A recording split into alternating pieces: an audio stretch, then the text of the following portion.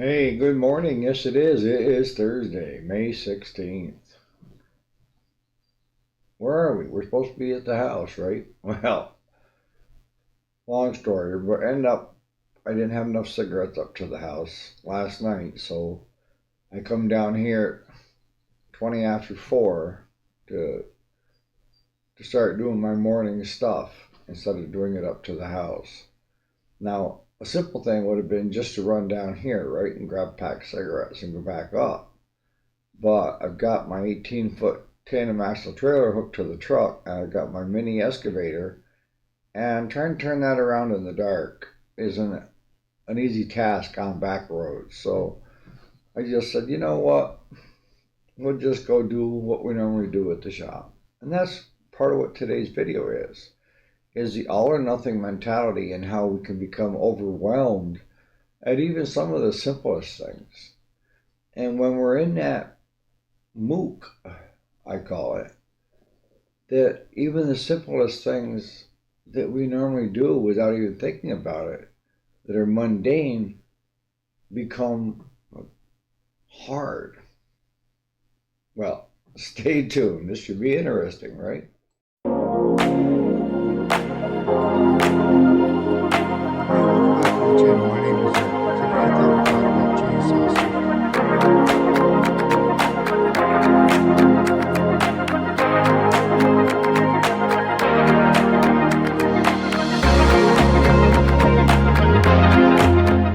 Alrighty, welcome back to the channel. My name is Eric, if you didn't already know it. We do the weekday Monday through Friday. Today is Thursday. And we usually have daily uploads of something. Um, the educational repair videos, the self-development, and the weekday are all available on podcast as well if you want to listen to it on your way into work or on your way home, one or the other. So today I thought we'd talk about, because it's everybody is, nobody's immune to it, let's put it that way. Everybody has it to a certain degree. And I think as we get older, it doesn't happen as often because we don't have that all or nothing mentality. I know with me, I hit probably 50 and I noticed it then that my give a crap mentality kind of lowered. It didn't, stuff that normally would bother me and irk me didn't bother me. And I think it's because I started looking at people's interactions and how people reacted to certain things, and how people, if they're going through a tough time in their life, tend to stress and make even the simplest tasks, your mundane tasks, very difficult. And it's very real. You know, I'm not going to discredit that it's not going on. And then you have the ones maybe just overtired, overworked, what have you, very irritable, and they're not willing to deal with any more crap. They can't take any more crap. And when I started hearing people saying, you know, everything or nothing or all or always, those are key words that say you're going all the way to one extreme or the other, okay? Instead of keeping it real in the middle, if that makes any sense.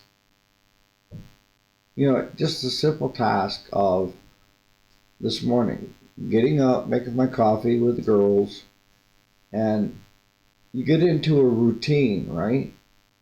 And if something breaks up that routine, it'll do one of a few things, right? Either you roll with it, and that's what I'm doing. Which will come down here, you know, and I still have cigarettes. I keep them down here anyways. Or I could throw a tantrum of all or nothing, of this always happens and nothing ever goes right, and you know how that goes, right? So now I'm pushing it to the other extreme.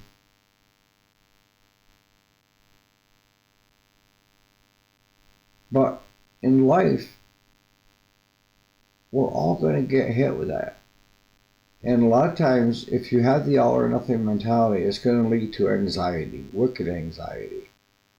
And you would think that this would happen to people that have mental health problems. And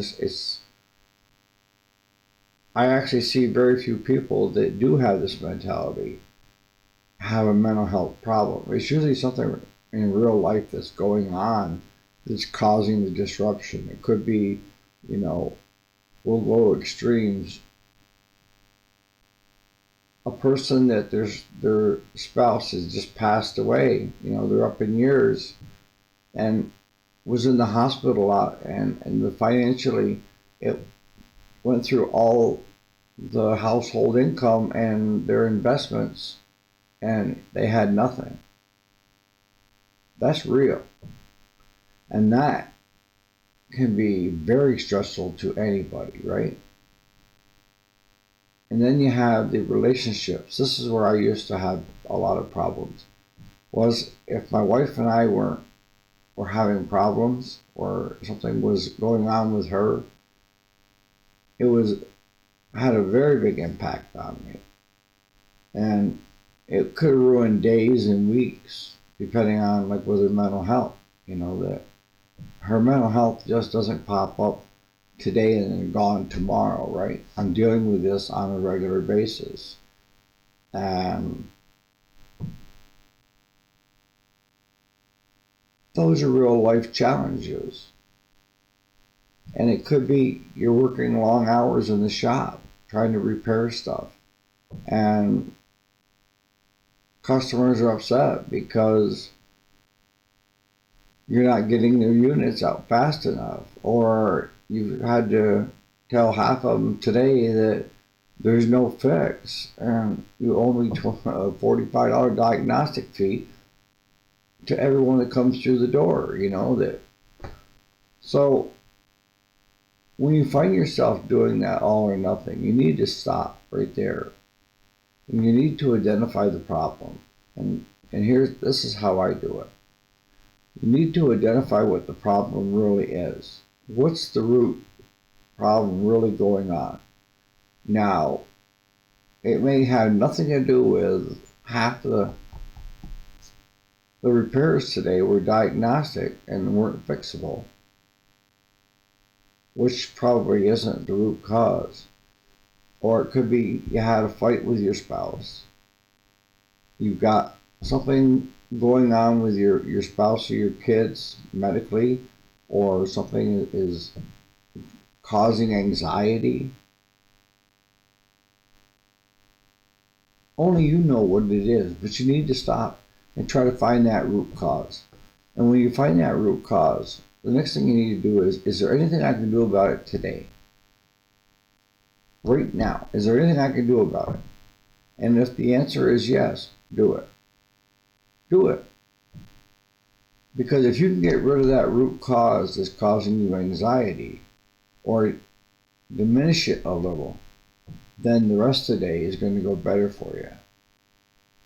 And I can tell you from experience, if you start off in the morning with that mentality, you are going to be wiped out by the end of the day. Nobody is going to want to be around you at all by noon because of your attitude and how you feel. And I'm not going to take it away from you. It's very real. But I'm just giving you the God's honest truth that a lot of times what's going on is not the root cause, and you need to address what's going on as far as the root cause goes. So the first thing is to identify it. Second thing is to decide, is there anything I can do about it right now? And if the answer is yes, do it. If you do it, it'll make the rest of your day a hell of a lot better, or week. But if you let it fester and fester and fester, it's only going to get worse and worse and worse. All right? And if you've identified it and you say, well, there's nothing I can do about it right now or today, then you need to be able to physically shelf it. All right? Just tuck it away for the rest of the day. Because you've already looked at it and you said, there's nothing I can do about it today.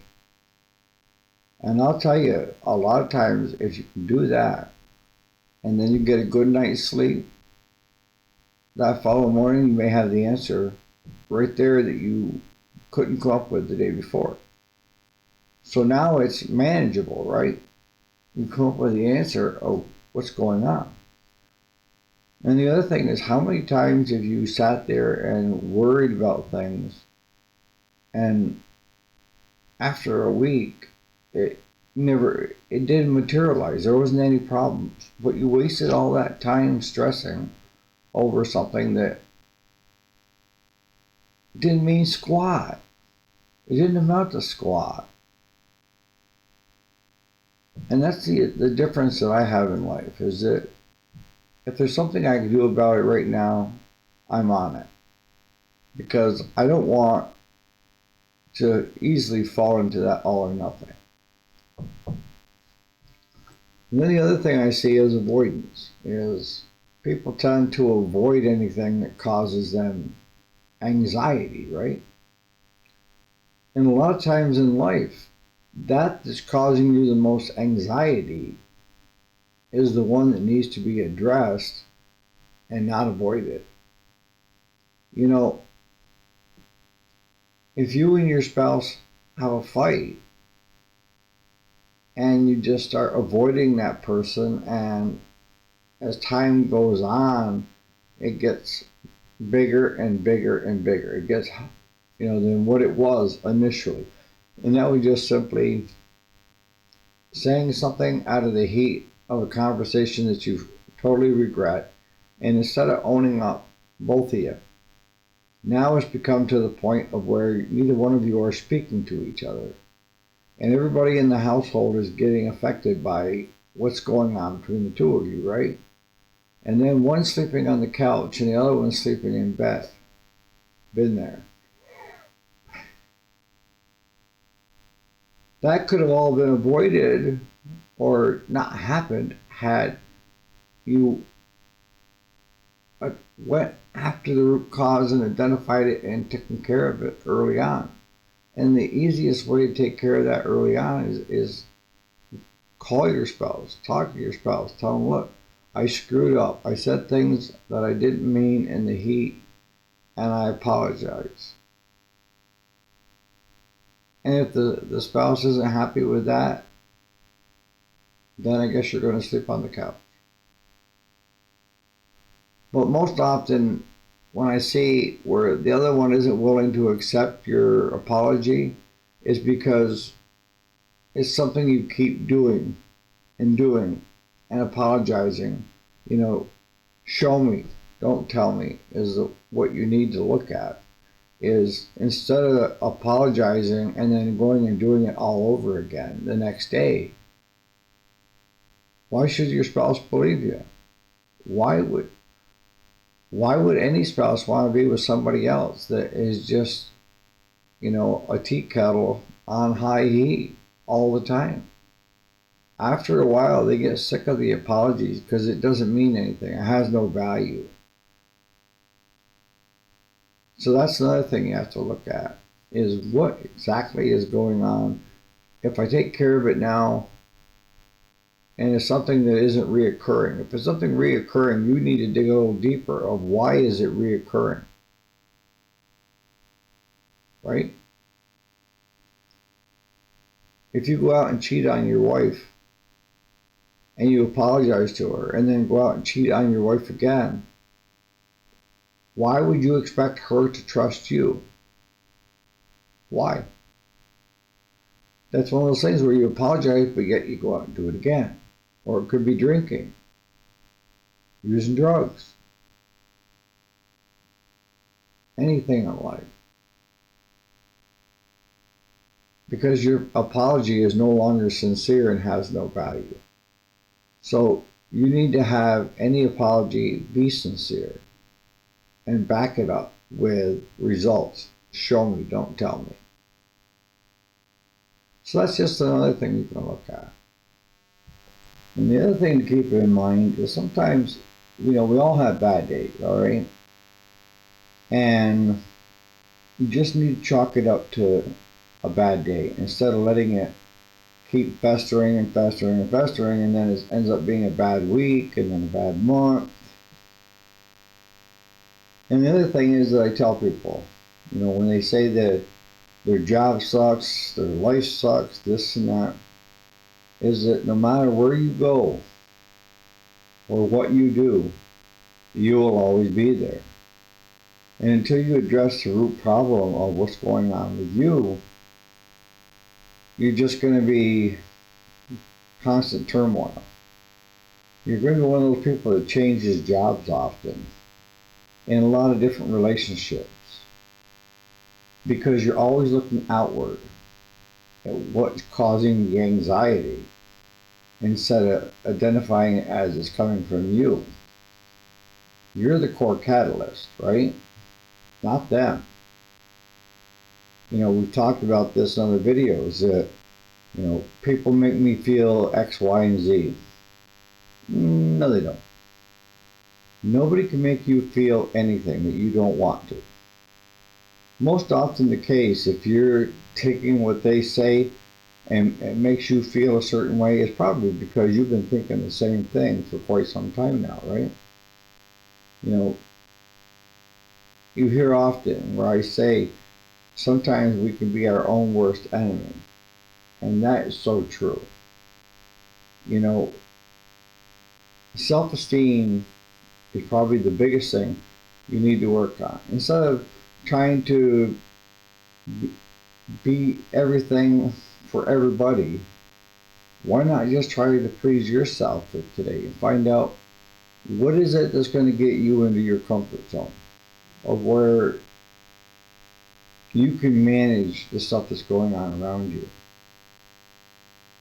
Because if you can do that, then you're probably going to stick with a job a lot longer. Your relationships are going to be more sincere and may lead to something even more than just a week or 2 week fling, right? And it's not hard to do. But if we can identify that it's a self-esteem issue, it's something coming from inside that you already felt that way, somebody just said something to reinforce it, right?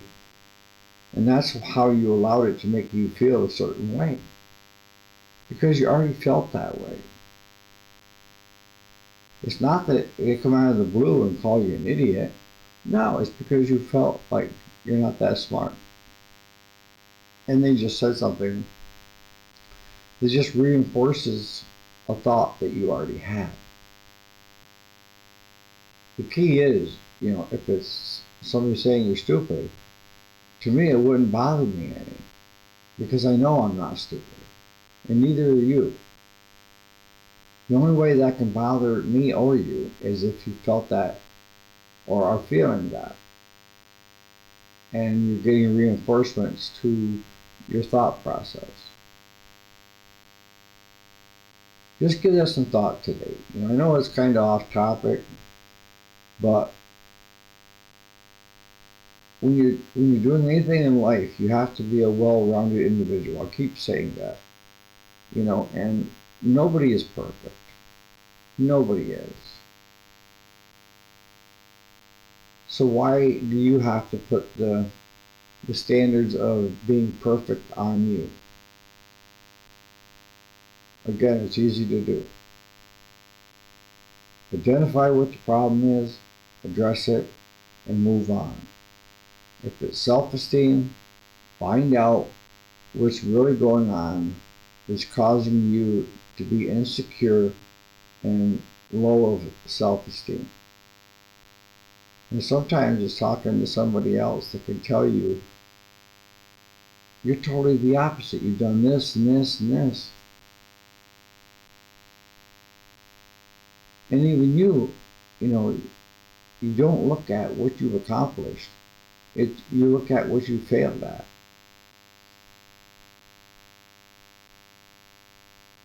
So on that note, address the root cause, take care of it if you can. If not, table it. Get a good night's sleep. The answer will probably follow up in the morning. If you believe in God like I do, at night put it up to God, let Him deal with it. It'll be there in the morning, but you'll have, if you get a good night's sleep, you'll have a different look at it.